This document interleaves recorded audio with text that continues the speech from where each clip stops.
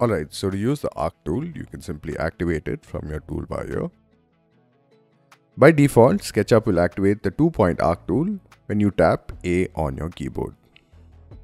To use the arc tool, you can click once, click the second time, and click the third time to create the arc.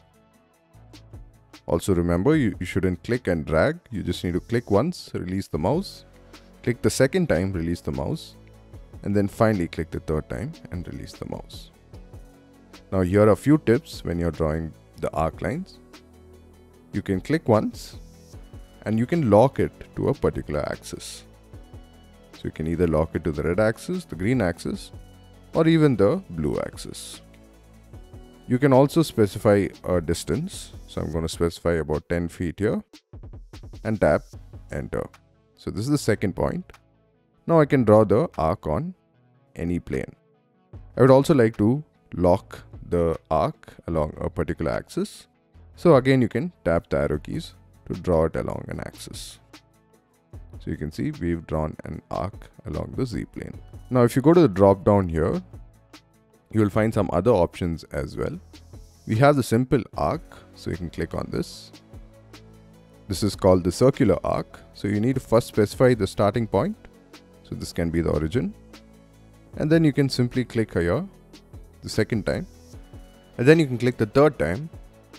So I'm just going to draw sort of a semicircle. So we have an arc like that as well. And that's how you create a circular arc. After creating the circular arc, you can also increase the number of sides or decrease the number of sides. So if you select this arc, you can see that we have number of segments here.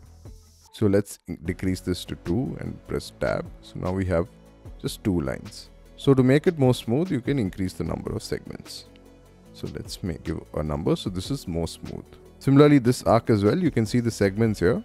So if you want to increase the number of sides, just go here, type in a larger number. Do not give a very large number because that will increase the number of lines and also the memory in your file. So let's give about 36 and press tab. So now we have a smoother line. Alright, so that was the circular arc.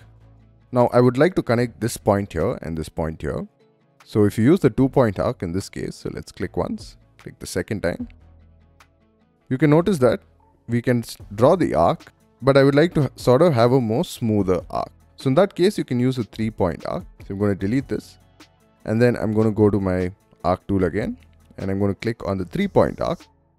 It works similar to the 2-point arc. You just need to click once, click the second time, and when you click the third time, you can move it out of the window a bit. So I'm just going to move it here. And now you can see we have a more smoother arc there. And then we can use the eraser tool and delete that extra line. The final option in the arc tool is the pie tool. So you can click on the drop down, select the pie tool. It works similar to the circular arc tool, but it creates a face as well. So click once, click the second time. And when you click the third time, it will create a face.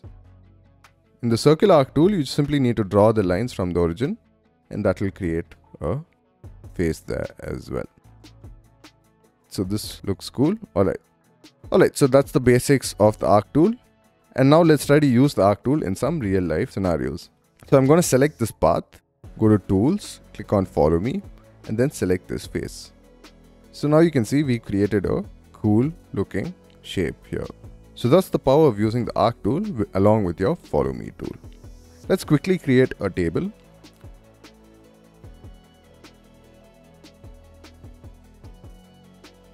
Alright, so now you can use the arc tool to round off the corners here on this table.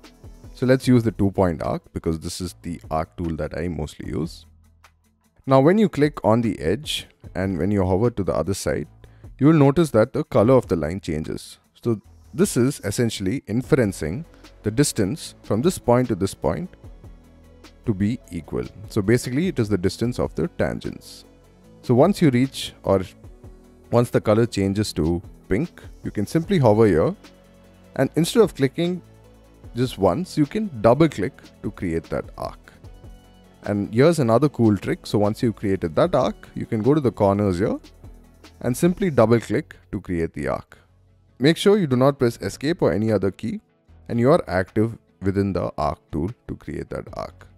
So similarly, I'm going to go to these corners, double click, create the arc, and go here, double click to create the arc as well. So now I can use the push pull tool and then push this down.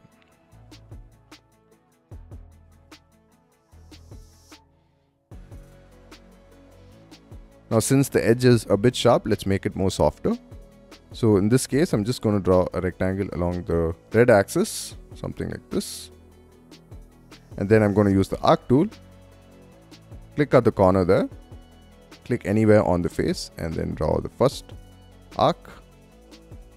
Then click on the arc tool again, click at this point here, click on the second point, and then you can draw it at the tangent. Now we can delete these faces here. We can also create a inside face as well. Alright, so I have my face. Now let's select this face, go to tools, follow me, and then click on this face here. So you can see we created a nice rounding off. Alright, and then I'm gonna go just push this down a bit. So we have sort of a pool table in. So we quickly created a pool table. Finally, let's create the holes here as well. So in this case, I'm going to use the simple circular arc tool. So I'm just going to click on this point, click the second time, and then finally click the third time, and then push this down. Also, before you place your arc tool, you can notice that the angle of the arc changes. So in this case, you simply need to tap the arrow key on your keyboard, which is the up arrow key. So this will lock the arc tool on the blue axis, so it will not snap to any other axis. And then you can click the starting point, the second time, and finally the third time to create the arc.